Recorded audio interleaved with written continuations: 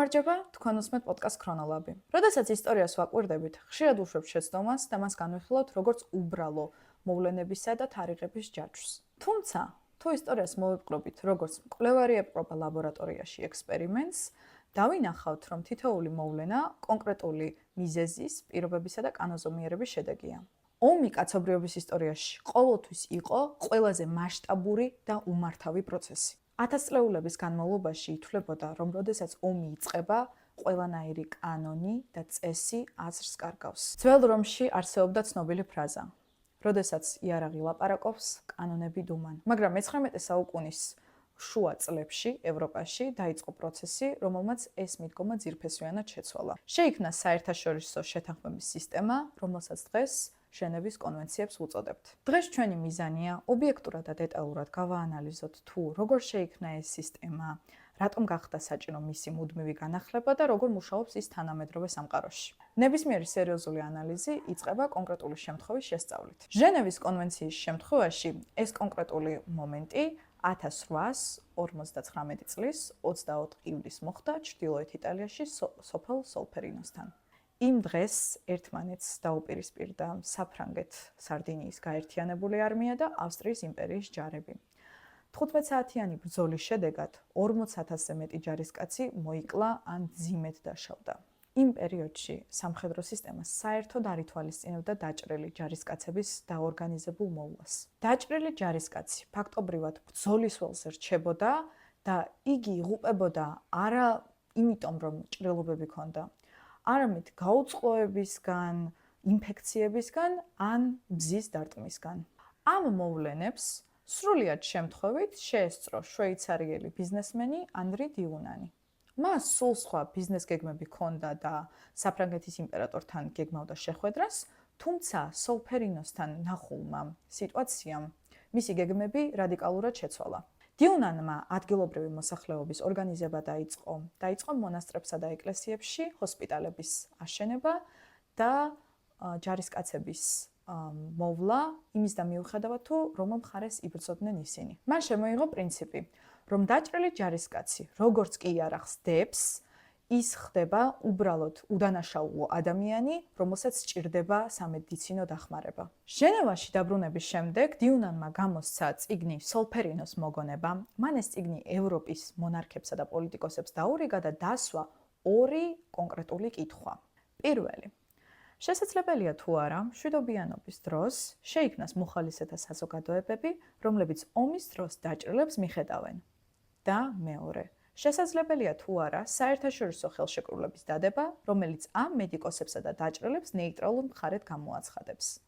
ამ ინიციატივას მოყვა ის, რომ 1863 წელს შეიქმნა წითელი ჯვრის საერთაშორისო კომიტეტი, ხოლო 1864 წელს ჟენევაში 12-მა სახელმწიფომ ხელი მოაწერა პირველ ჟენევის კონვენციას. ეს დოკუმენტი ძალიან მოკლე იყო, მოიცავდა მხოლოდ 10 პუნქტს და იცავდა მხოლოდ ხმელეთზე მყოფ დაჭრილ ჯარისკაცებს. მანვე დაადგინა წითელი ჯვრის სიმბოლო, თეთრ ფონზე წითელი ჯვარი, რომელიც შვეიცარიის დროშის საპირისპირო იყო და ნეიტრალიტეტს აღნიშნავდა. თუმცა ისტორიულმა პროცესებმა აჩვენეს, რომ იურიდიული ნორმები ხშირად ჩამორჩება ტექნოლოგიურ პროცესს. მე-19 საუკუნის ბოლოსა და მე-20 საუკუნის დასაწყისში ინდუსტრიულმა რევოლუციამ ომის წარმოების მეთოდები რადიკალურად შეცვალა. გაჩნდა ავტომატური იარაღი, შორსმსროლელი არტილერია, სამხედრო ფლოტი და ავიაცია. 1864 წლის ერთგვარი შეთანხმება უკვე ვეღარ პასუხობდა ნახალ რეალობას. პირველმა მსოფლიო ომმა აჩვენა არსებული სისტემის სერიოზული ხარვეზები.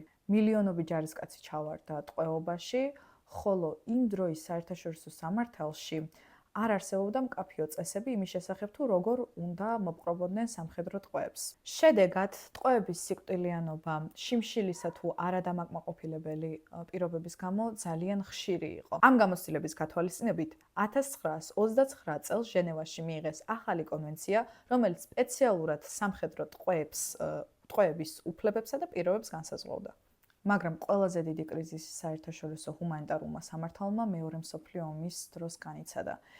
ეს იყო კონფლიქტი, სადაც საზღვარი ფრონტის ხაზსა და მშვიდობიან მოსახლეობას შორის საბოლოოდ წაიშალა. თუ პირველ მსოფლიო ომში დაღუპული მშვიდობიანი მოსახლეობის მაჩვენებელი მხოლოდ 10% იყო, მეორე მსოფლიო ომში ეს გაიზარდა 50%-ით.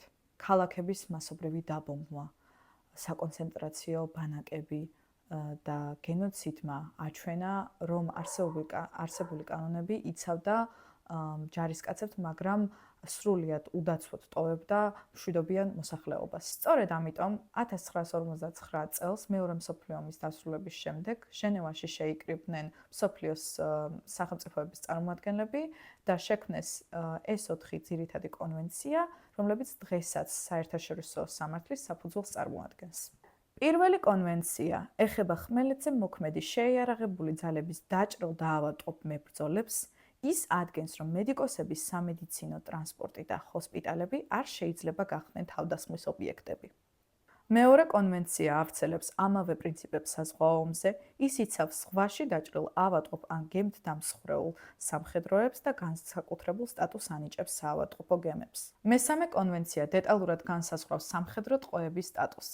მისი მთავარი პრინციპია, რომ ტყვეობაში ჩავარდნილი ჯარისკაცი არ არის დამნაშავე. ის უბრალოდ მოწინააღმდეგე მხარის მებრძოლია. გრძალდება ტყვეების წამება, დამცირება და მათზე სამედიცინო ექსპერიმენტების ჩატარება. მეოთხე კონვენცია იურიდიული თვალსაზრისით ყველაზე დიდი წინ გადადგმული ნაბიჯი იყო.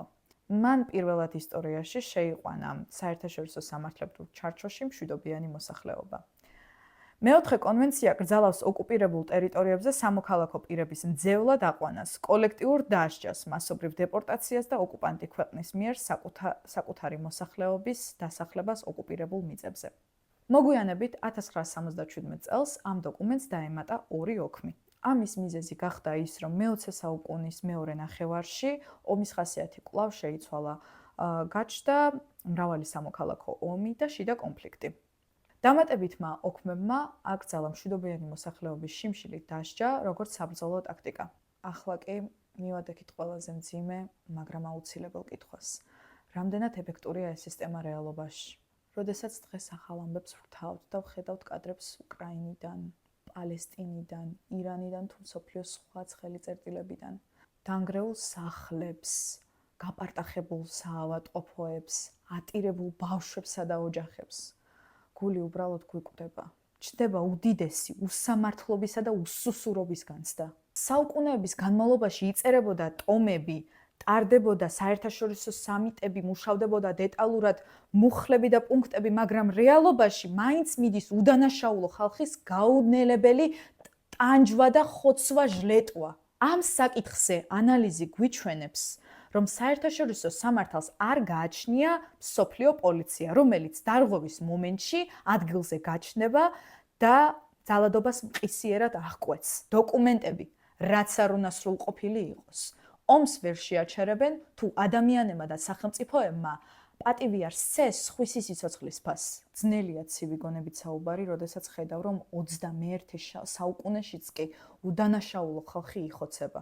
ჟენევის კონვენციამ შეიძლება ომი ვერ შეაჩეროს, მაგრამ ჩვენი ვალია არ შევეგუოთ ძალადობას, გავავრცელოთ ცნობიერება და გვახსოვდეს, არც ერთ პოლიტიკურ ინტერესს არ უდრის თუნდაც ერთი უდანაშაულო ადამიანის სიცოცხლე. რომ შევაჯამოთ, ჟენევის კონვენციები არის კაცობრიობის მცდელობა, რომ ყველაზე რთულ მომენტშიც შევინარჩუნოთ ადამიანურობის პატარა ნატამალი. ჩვენი ვალია არ დავდუმდეთ, ვიცოდეთ ჩვენი უფლებები და მუდამ ვიდგეთ ადამიანის უფლებების და მშვიდობის სადარაჯოზე. დიდი მადლობა ყურადღებისთვის, დატოვეთ თქვენი მოსაზრებები კომენტარებში და შევხვდებით მომავალ ეპიზოდში. დროებით!